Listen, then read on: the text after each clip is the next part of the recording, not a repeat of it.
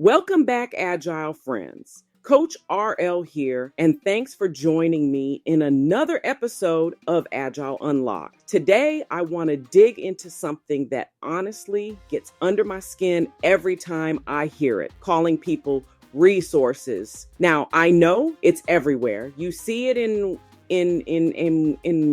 project plans. You hear it in meetings. We need 3 resources for this sprint. Or how many resources do we have available? But have you ever stopped to think about what that actually does to the way we see each other at work? I mean, Andre Faria put it really well. When you call a person a resource, you're stripping away all the complexity, the emotion, the creativity that makes someone human. It's like suddenly we're not talking about people with families, passions, and skills. We're talking about something as interchangeable as a laptop or a chair.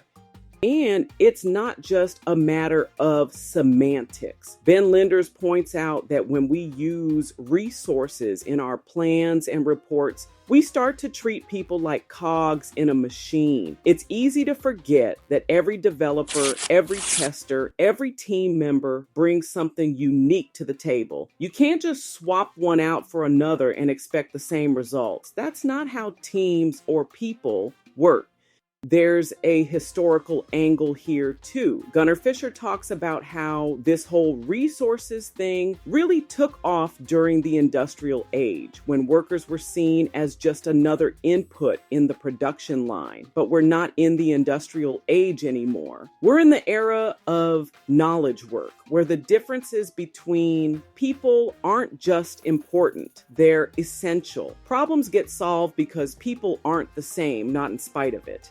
I'll never forget this one workshop I ran a while back. We were doing a team charter and someone stopped me mid-sentence. Wait, did you just call us resources? And you could feel the energy shift in the room. Suddenly, people started sharing how much they hated being labeled that way.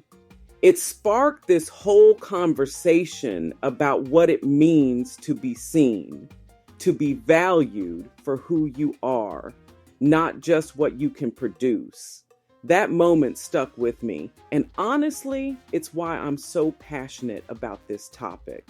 So, why does this even matter? I mean, human resources has been around forever, right? ADP's Deb Hughes actually makes a great point. There's a difference between managing the function of HR and how we talk about the people we serve. The term resources might have made sense when companies were just trying to be efficient, but efficiency isn't the whole story. When you call someone a resource, you're making it easier to forget that they have dreams, needs, and, actual lives outside of work. And let's be real. This language has consequences. When leaders start thinking of people as resources, it's a slippery slope to depersonalization. You stop seeing the individual, and suddenly engagement drops, innovation stalls, and people start to feel like, they don't matter. That's not just bad for morale, it's bad for business. Ben Linders talks about how plans are nothing. People are everything. If you lose sight of the human element, your plans are going to fall apart, no matter how good they look on paper.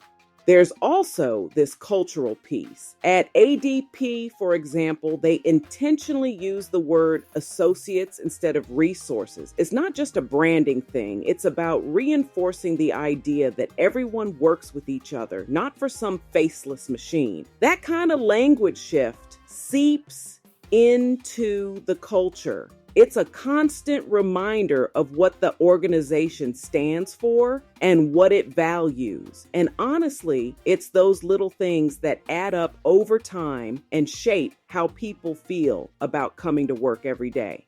I might be going on a bit of a tangent here, but it's wild how much language shapes reality. Gunnar Fisher said it best. Reality has moved on, and it's time our language caught up. If we keep talking like it's the industrial age, maybe we're stuck in that mindset without even realizing it. So, if you're a leader or even just someone who cares about your team, it's worth asking, what message are you sending with the words you use? All right, so what do we actually do about it? How do we move from talking about people as resources to actually treating them like, well, people? First off, leaders. This one's on you. Start by swapping out resource for words like team member, talent, or colleague. It sounds simple, but it opens the door for more meaningful conversations. Andre Faria suggests that even just saying person instead of resource can change how people see themselves and each other at work. But it's not just about the words. You got to embed this mindset into your agile practices. Retrospectives are a great place to start. Make it a point to talk about how the team refers to each other. Onboarding is another opportunity. Set the expectation from day one that people first language matters here. And don't forget peer-to-peer feedback. If you hear someone slip and say resource, call it out, not in a shaming way, but as a gentle reminder of the culture you're building together. I've seen this play out firsthand. I was working with a scaled agile team that was struggling with trust and collaboration. One of the first things we did was shift the language. No more resources, just names and roles. It wasn't magic, but over time, you could see the difference. People started opening up, sharing ideas, and actually caring about each other's success. The team went from just getting work done to really thriving together.